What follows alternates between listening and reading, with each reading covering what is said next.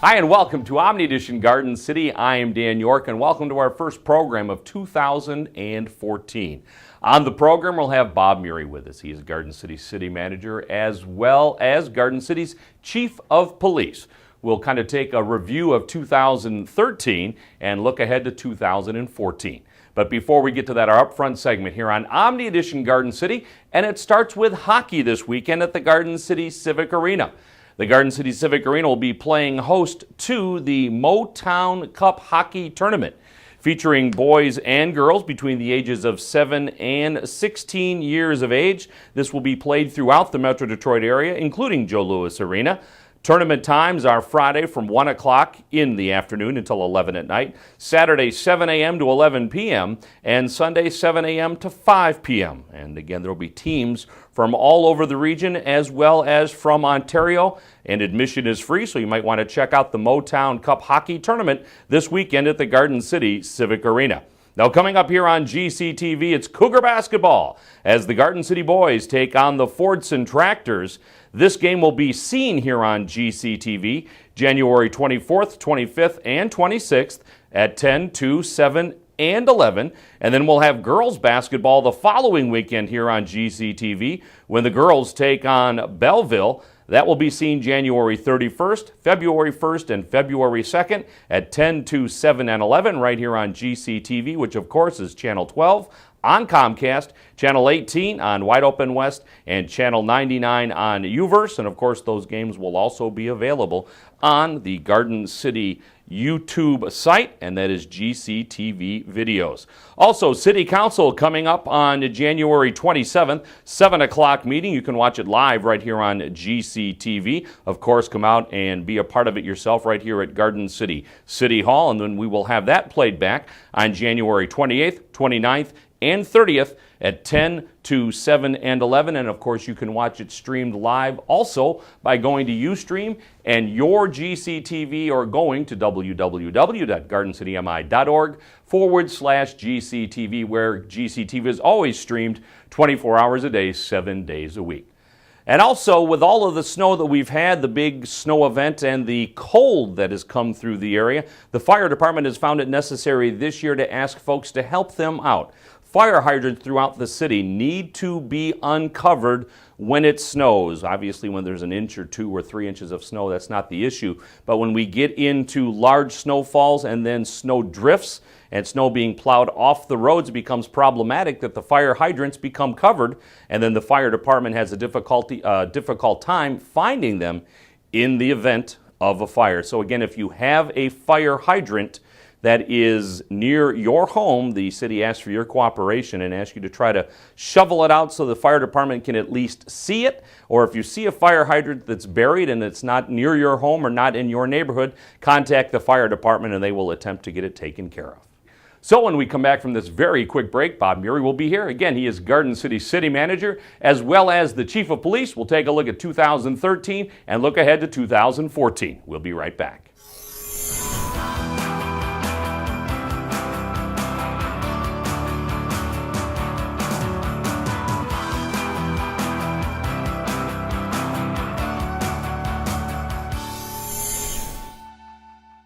You've probably received one of these in the mail, the Juror Questionnaire, which may have found its way here. Next time, don't throw it away. Ignoring your summons is illegal, and you could end up in jail. To streamline the juror selection process, the Third Circuit Court Questionnaire is now combined with the summons to create the new Juror Questionnaire and Summons. Just log on and complete the form online, or fill in the questionnaire and mail it back. After all, it's better to be here than in jail.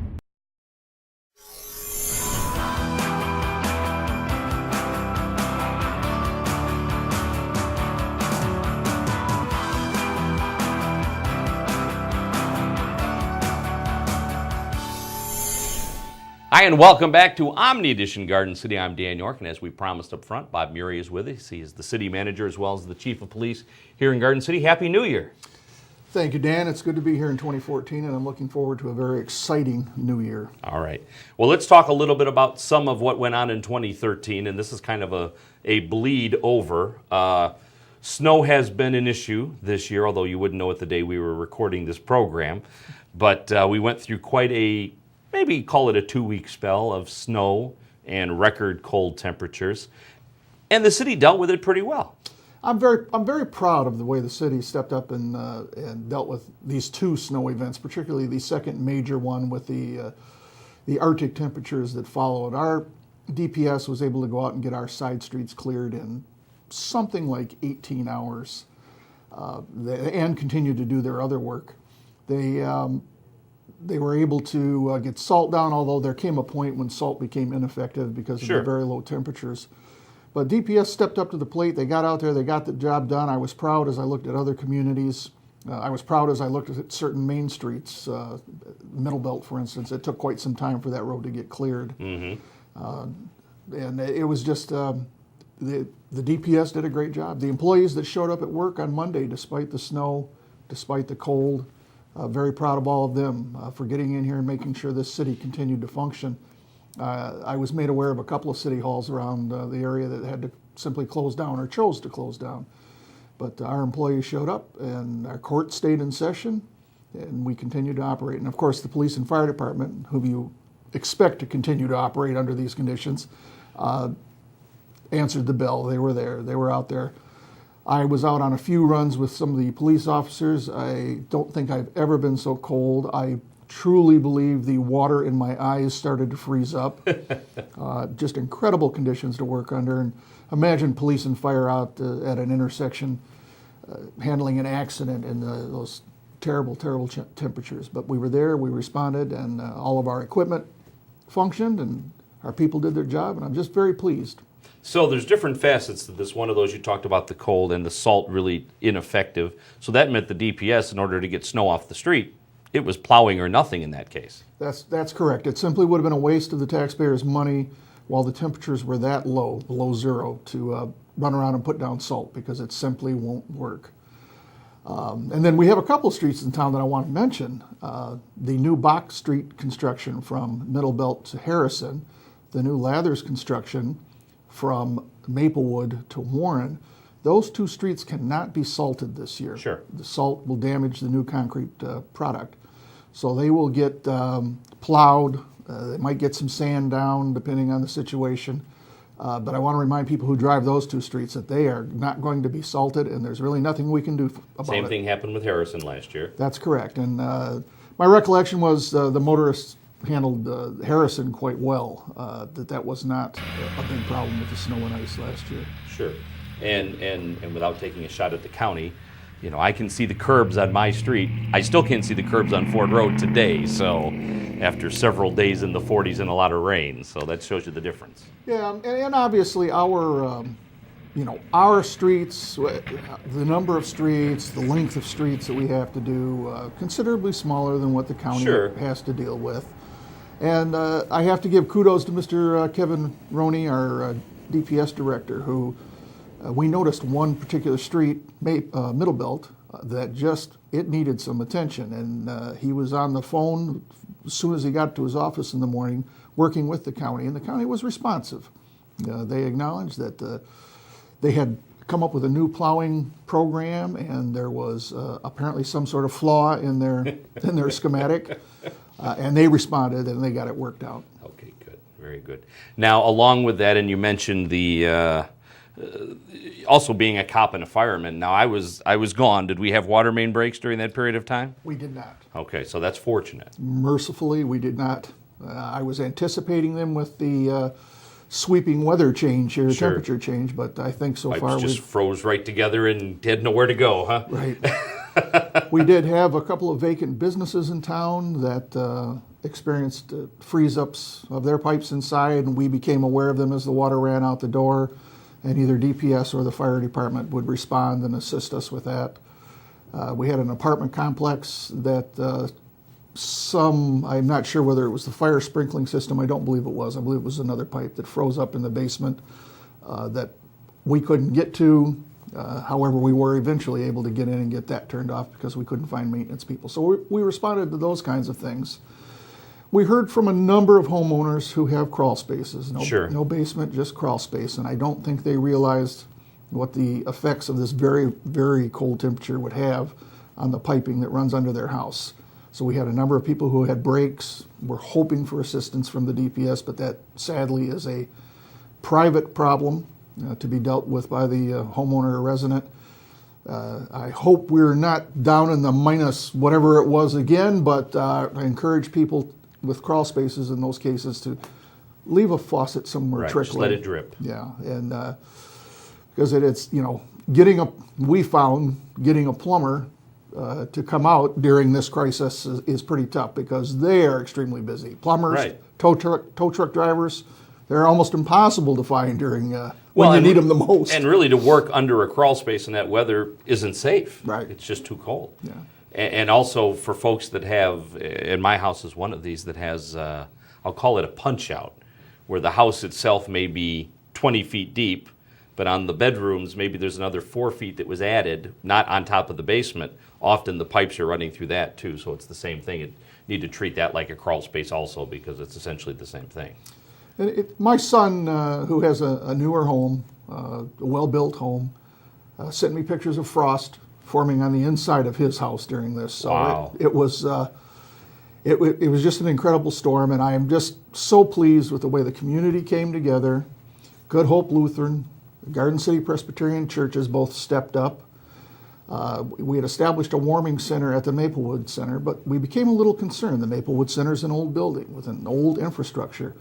And we thought, well, if we have one major blackout where we need to shelter an entire neighborhood, or if the heating system at the Maplewood Center were to fail, we need to have a backup. And we turned to the churches, and those two churches without hesitation stepped up and said, yes, you can use us. Very good. Two other ancillary things. Snow emergencies, sometimes these become problematic, especially the length of the snow emergency we had was over 2.5 days, I think, almost 3 days.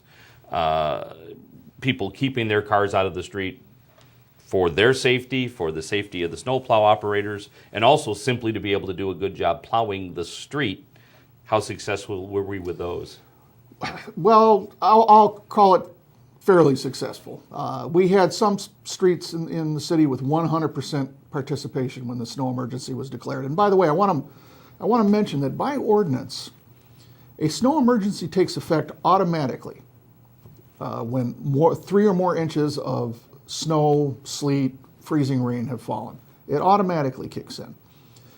The police department and DPS will jointly declare a snow emergency and then get it publicized, get it out on the news, get it out on cable TV, Nixle.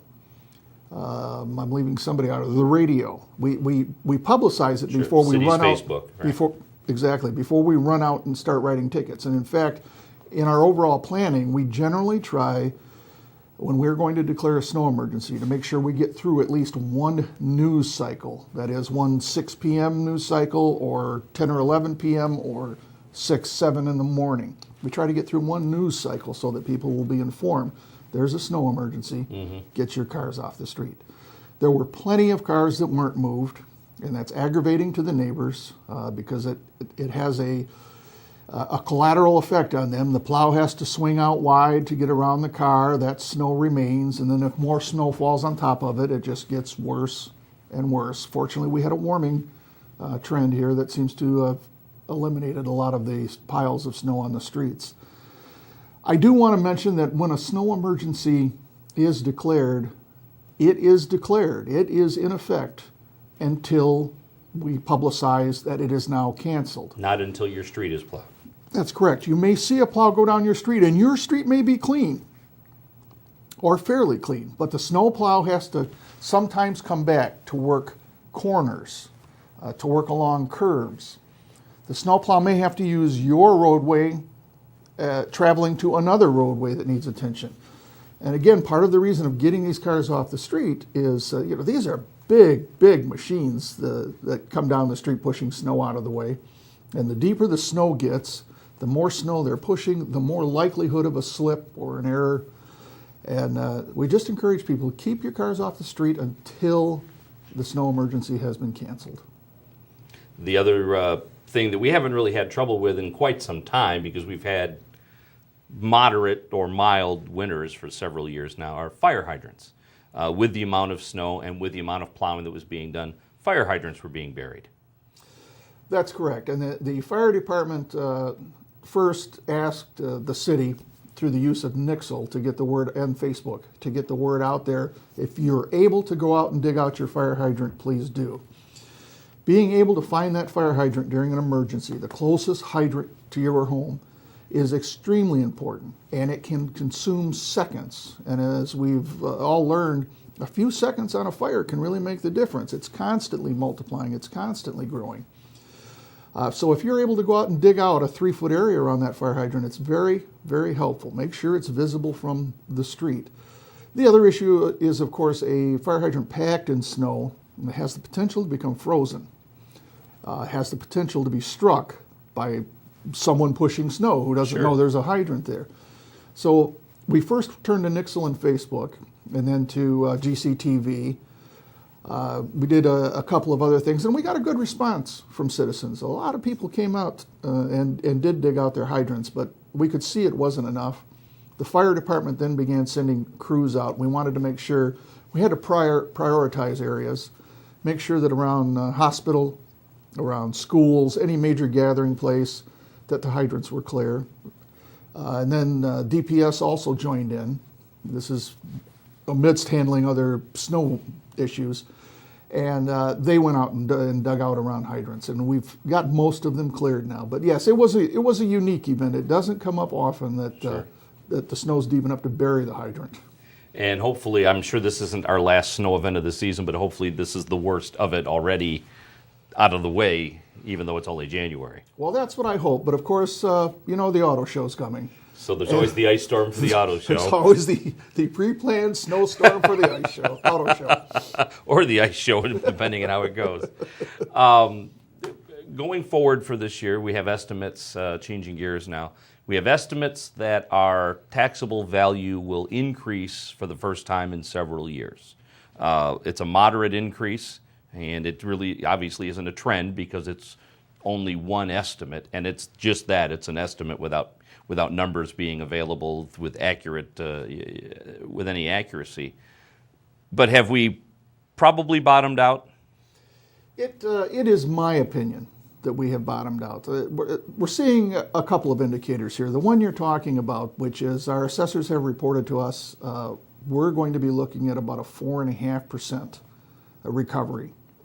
Now, that doesn't all translate into money into the coffers for the police department, for the city, because of the Headley and Proposition A. But it is an indicator that says things are on the upswing. We're seeing other things. New businesses are coming into town. And we're seeing homes, some movement in homes, buyers. So we're excited about all those things, and we think those are good indicators that Garden City has seen the bottom. We're recovering from here.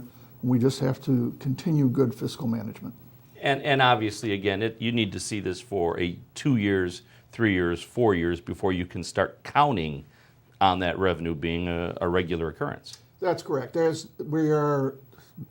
fact, we had a staff meeting this morning. We are not talking about, hey, good news, it's over. We can loosen up the purse strings. That's not going to be it at all. We want to continue to watch this, make sure it's in place, spend responsibly, try to fix some of the things that we lost during the economic crisis, but still not just not say, hoo-hoo, it's over. Right. It's back to a good time.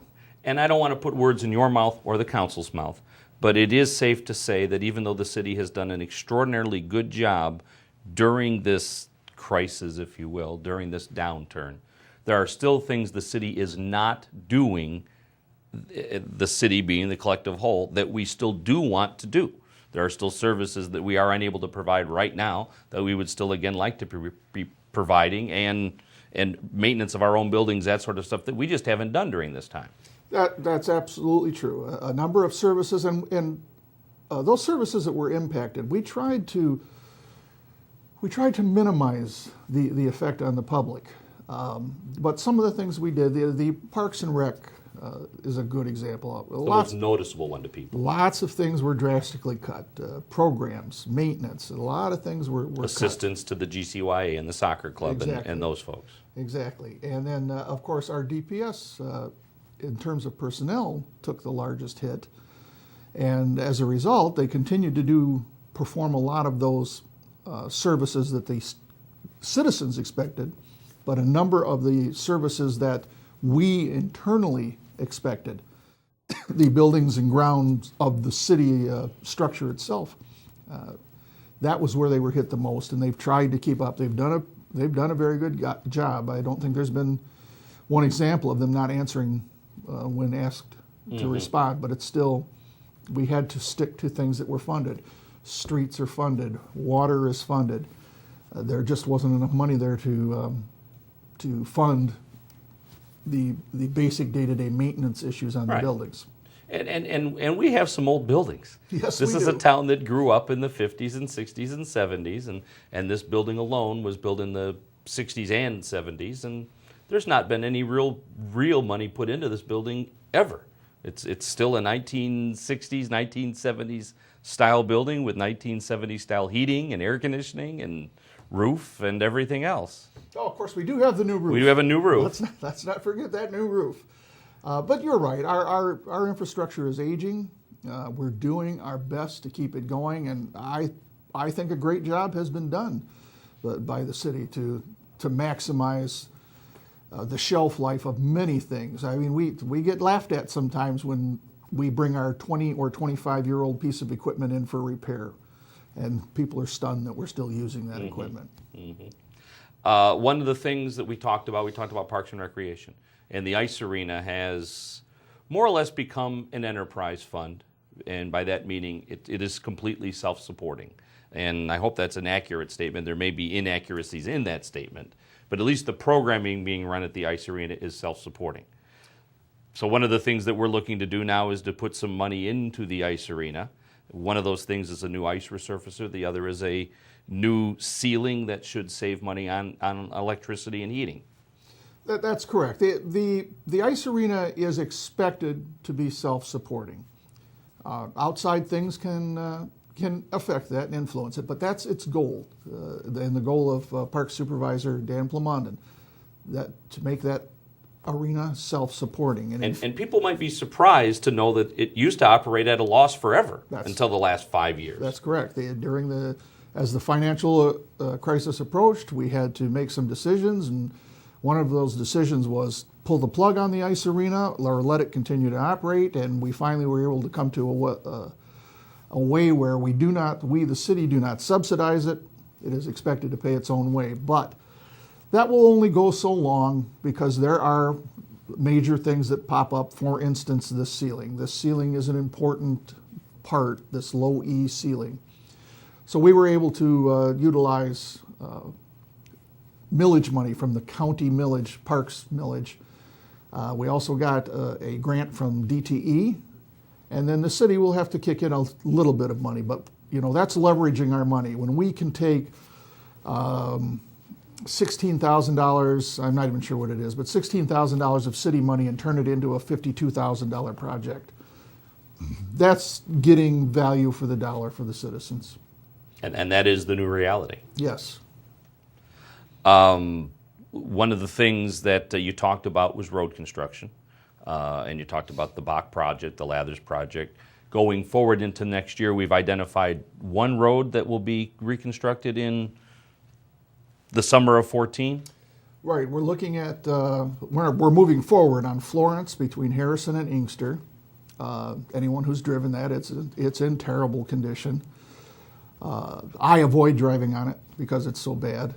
And this is a road that was never paved. It's always been asphalt or tar or whatever. Correct, with a crown in the middle and ditches along the side. So that is the project that has been identified that we will get done. We're hoping to get a second road project in the season. I'm not sure that we will. I'm not sure that the funding will be there. We're still looking at that. And we're starting earlier in the process for the Florence project because we did learn in the Bach and Lathers project that we got too late of a start. It caused some things to not be done in time. For instance, there's been no sod placement on either one of those Bach or Lathers because the sod farmers apparently just quit making sod. And it wasn't going to take anyways if you put it down. And so we were left with potentially a little mess out there for the winter season. We're hoping that the contractor's working with us to minimize that mess, and then they'll be back out in the spring. But we are starting other projects earlier. We heard that from the citizens that and council that we waited too late.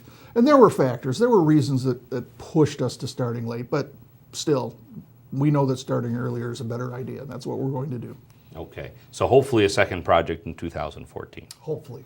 Okay, and people should remember too, along with the assessment that is placed on people, we receive the majority of the funding for these roads from other sources, from the state. That's correct. That's correct. We, for the street work, we use Act 51 money, street money, and then if we do any water mains or sewers, we utilize part of our water fund for that. And that's why when council establishes an assessment, when you've had a new street put in, it in no way is expected to recoup the entire cost of the project. It is a token, it helps, it relieves the pressure a little, and then goes into the bank for the next project. Sure, absolutely. Okay. One of the things you also want to do in 2014 is a continuation of a project that was done in 2013, the beginning of upgrading residential street lighting to LED. That's correct. Last year we did, I believe the number was 231 street light upgrades. It looked good. I have heard very few complaints from citizens. There were a couple of complaints where there were misaimed street lights, and DTE corrected those. And they are bright. There's no mistaking that they're bright. I was waiting through the winter to see once the trees all the leaves fell off the trees, how the citizens were going to feel. Not hearing complaints about that. So we're now looking into phase 2. We're shooting for somewhere around 200. And the reason 200 is that magical number is because DTE provides some financial incentives up to 200. Okay. So again, the same thing. We kick in a portion, but we're getting far more value for our dollar than the amount of money we're putting in. Correct. This whole project, each section has a very quick payback because we're replacing obsolete, energy-consuming lamps with something new and less expensive to operate, less expensive to maintain, and we experience immediate reductions in the cost charged by DTE to us. And the recovery is, the payback is something like 2.1 years, somewhere around there. It's very quick, and so we're just going to continue to do this as long as DTE continues to support us. And I was in a meeting yesterday with DTE, and we're moving forward, assuming, I have to take it before council, of course, to get their blessing.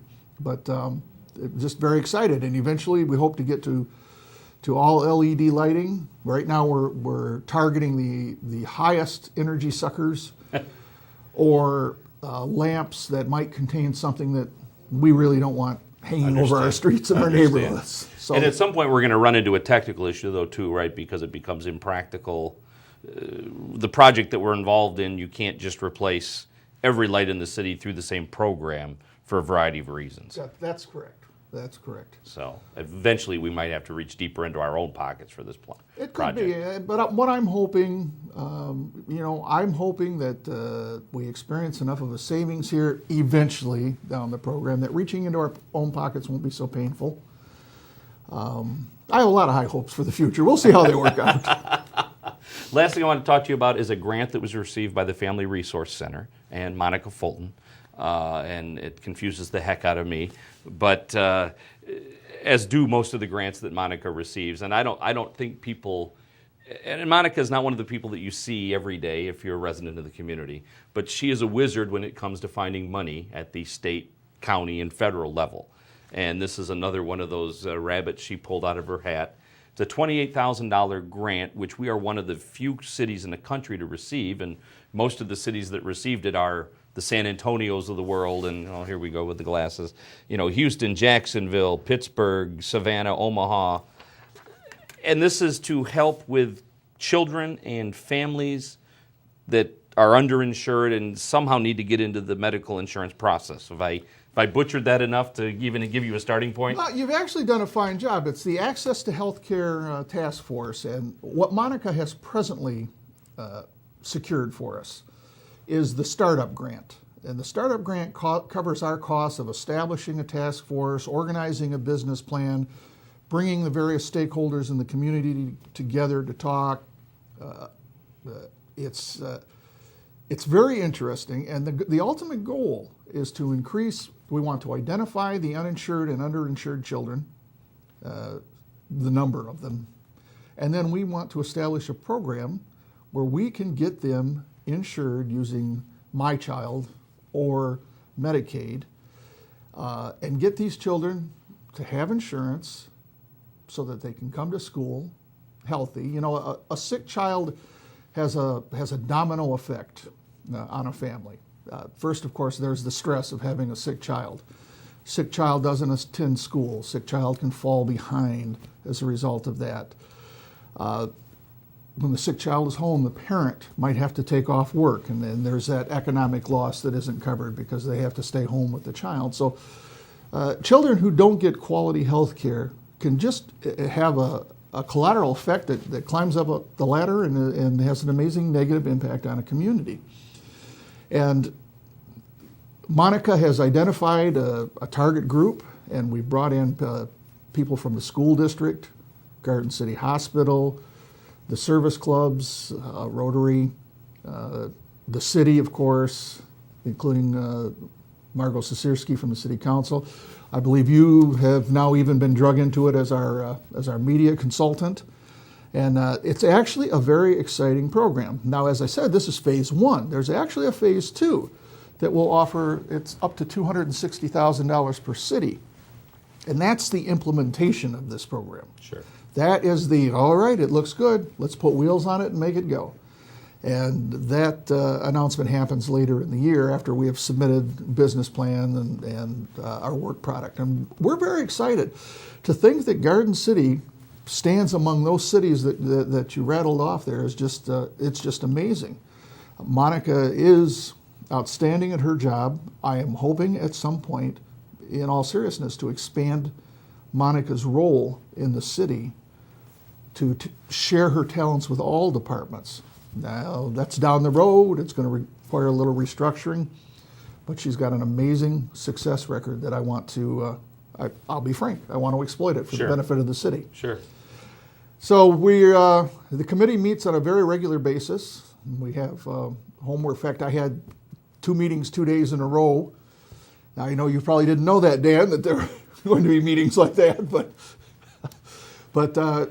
we've got business people in there, and I am looking forward to moving this project forward, and I'm excited about it. I think it's a great opportunity for us. Okay, very good. So there'll be lots more information about that coming out as we go on. Yes. And then finally, I said that was going to be the last thing, but really finally, the umbrella for all of this, and maybe not the last item, but we're about to enter the budget season. This is your second budget as city manager, first as full-time city manager, and not that the interim wasn't full-time, but this is a complex process in one degree, but in the other degree, in times of fiscal leanness, there's some simplicity in that, well, there's only so much money to go around, and here's all we can do. That's true, and it is a complicated process because we have so many facets here. We have so many needs in this city, many of which simply cannot be financially met. Mm-hmm. So we have to obviously identify priorities and move forward with that. It will be, as we get down the road of the great economic crisis, it gets more and more difficult because we've paired pretty well everything we can pair. And plus this year, as we look at some positive indicators, it's a little tough to pull the reins back and say, no, it's not quite time for us to think we're okay. Let's just continue to baby this along. But we'll work together. I found in last year's budget process that communication and transparency to the public, to the council, to everybody, extremely important. This is not to imply that other city managers were not as transparent or didn't have that same epiphany, but we did it in such a style that I think that we got a good council buy-in this last time around. I know that our water rates, which will be discussed at length again, we got a 7-0 vote on the water rates, which had not happened in years. The total budget got a 7-0 vote to accept it, and that's been a little rocky over the years. It is my continued goal to make sure that all questions are answered, all information is distributed, no secrets, and if there's something confusing, as there often is in financial matters, I, for one, like to dig down to the very bottom, the very core of it. And then, all right, you've got to take me back up to where we are. And I'll give you a prime example of that. Our water rates are established using a model. This model was designed by an accountant. Well, when we had our last audit done, we have the cash reserve for the water department had increased. I don't think that was anybody's intent. I'm not positive what happened there. And so what I'm going to do is I'll be going back to the auditors. We're going to have them come in, break down this entire model, rebuild it, reconsider the things that we put into it, and let's see why this picked up money when we really weren't expecting to increase the cash reserve. Those are the kinds of, I don't have the education or the knowledge to be able to drill down into that myself, but I certainly know where to go and ask the questions. Sure. And I would invite the community to be a part of these meetings, and there is nothing wrong with asking why or how or anything else when it comes to this budget process. All right, very good. Well, I want to thank you for spending time with us and wish you the best of luck in 2014. Thank you, and I look forward to coming back and updating the community on where we are. All right, fantastic. Bob Muery, Garden City's Chief of Police as well as City Manager. We will wrap up Omni Edition Garden City right after you watch this.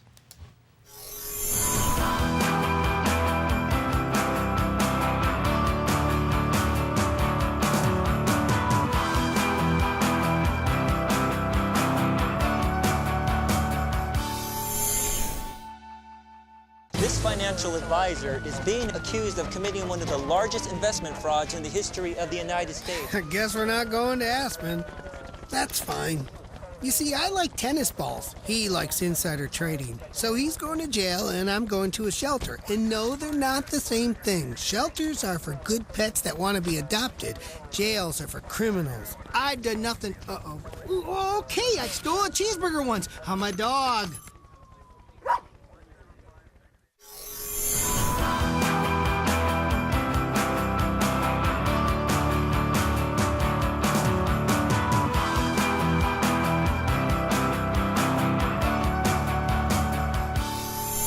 That's Omni Edition Garden City for this week. Thank you very much for watching, and my thanks to Bob Muery for appearing on the program. Don't forget hockey this weekend at the Garden City Civic Arena. It's the Motown Cup. Admission is free, and council coming up on January 27th right here on GCTV. My thanks to Evan Chapman, Sean Anthony, and Christian Gibbons for helping produce today's program. I'm Dan York. Thanks very much for watching, and good night, everybody.